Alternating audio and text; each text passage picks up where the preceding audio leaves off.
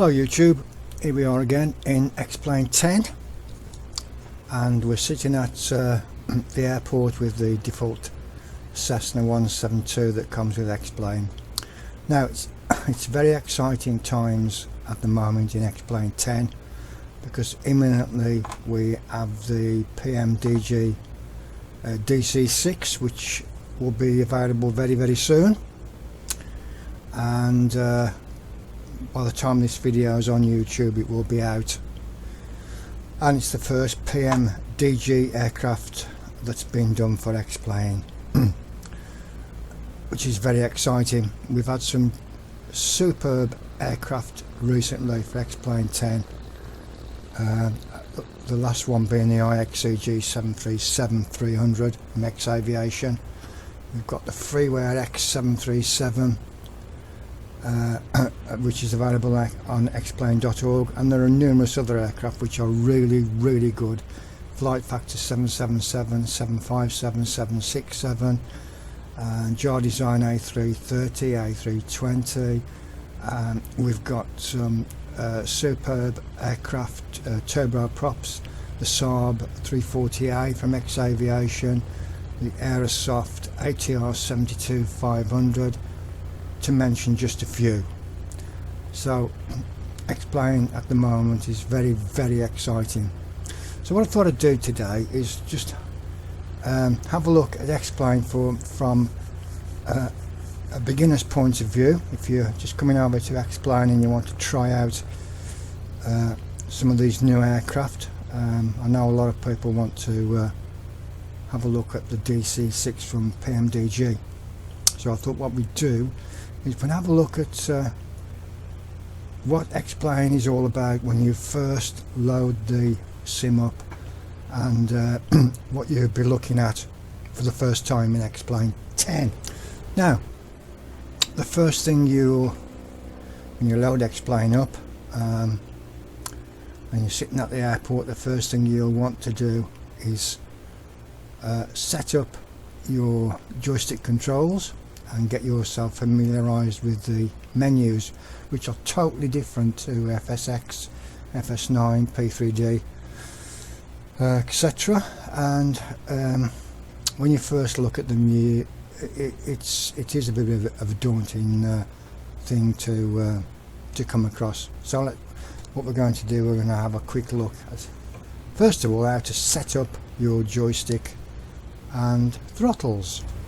So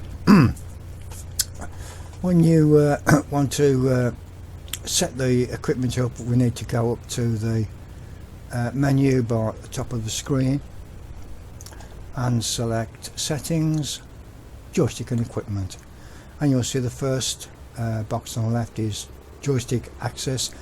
We've got null zones, buttons basic, buttons advanced, keys and equipment. We'll have a look at those later. First one we're interested in is this first axis button menu, and you'll notice that we've got a load of input devices which are in red at the moment because we haven't set them up. Normally these would all come with none in this left hand box, but I've got a couple set up, but I'll show you in a second what we've done. So first of all, I've got a channel yoke in front of me. I'm going to turn the yoke to the left and then to the right, and we can see that it's that one there, and we need to select that and tell X-Plane what we want that yoke to do, and we want it to roll the aircraft left and right, so we click the roll button. So if we just close that box down now and go to the aircraft, in fact I'll just swing around to the rear of the Cessna so we can see a little bit better. So if I turn the yoke to the left, the ailerons, and to the right, there we go. So we know that's set correctly. So what we're going to do now is go back into that joystick and equipment, and we're going to set the pitch up and down. So let's pull the yoke back, push the yoke forward for our pitch. It's that one there, as you can see. So we just need to go to that and select pitch. Again, close the box down and have a look, and there we go. That's our pitch up and down for the aircraft. Next thing we'll have a look at is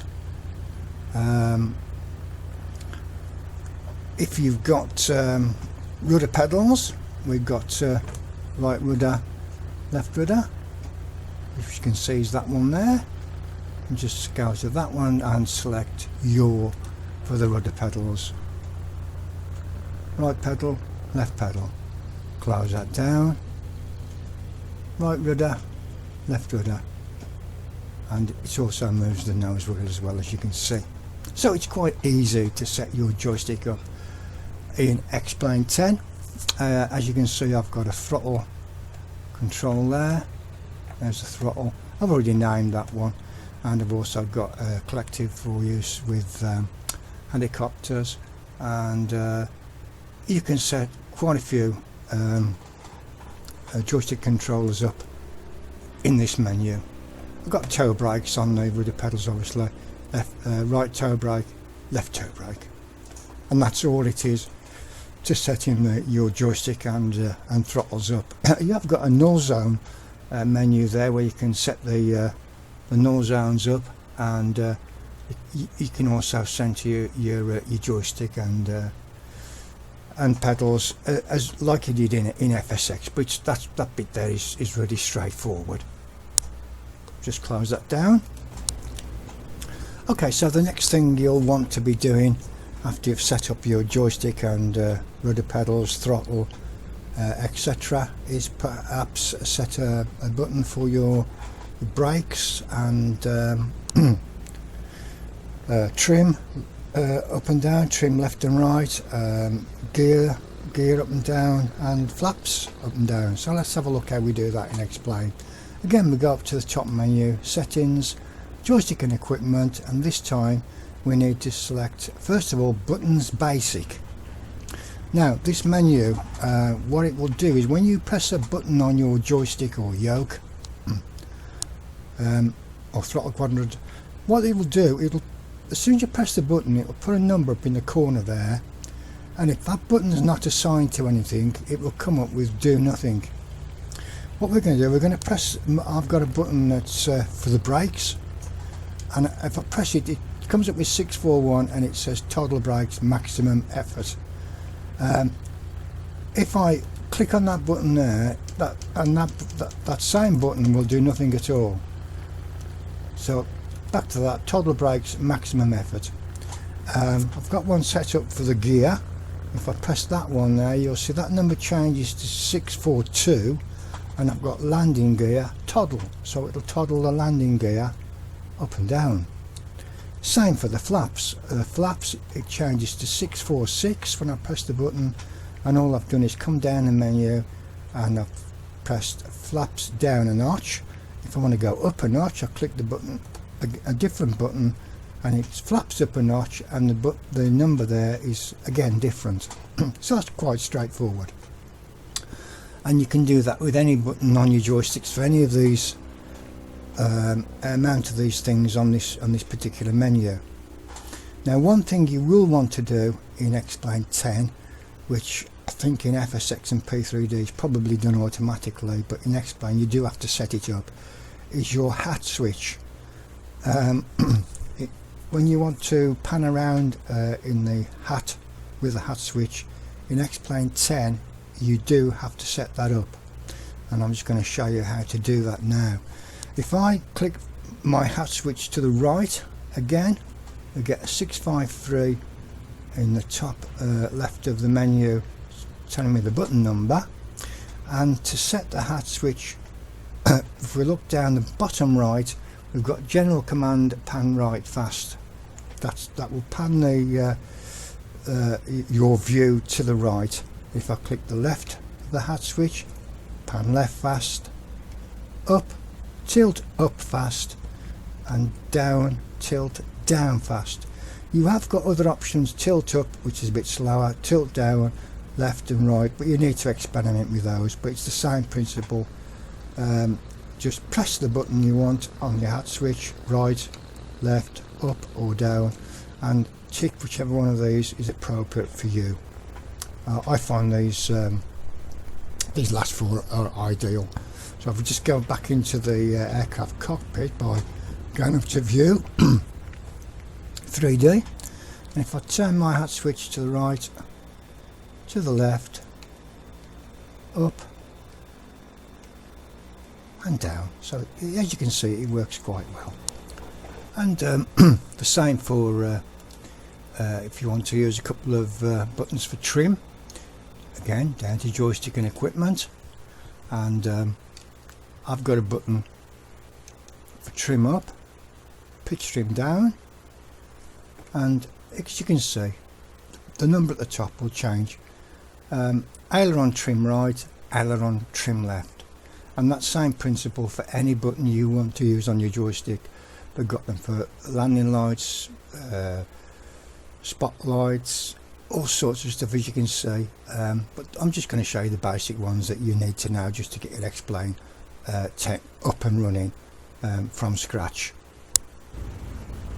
Okay guys, that's a quick look at your first look at X-Plane 10 and what you'll be seeing when you first load up the sim, and you'll be able to set the joystick up and your throttles, etc., by doing what I've just showed you in those menus. So what we're going to have a look at in the next video is how to set keyboard controls, some basic keyboard controls, and then we'll have a look at setting up camera views for X-Plane as well.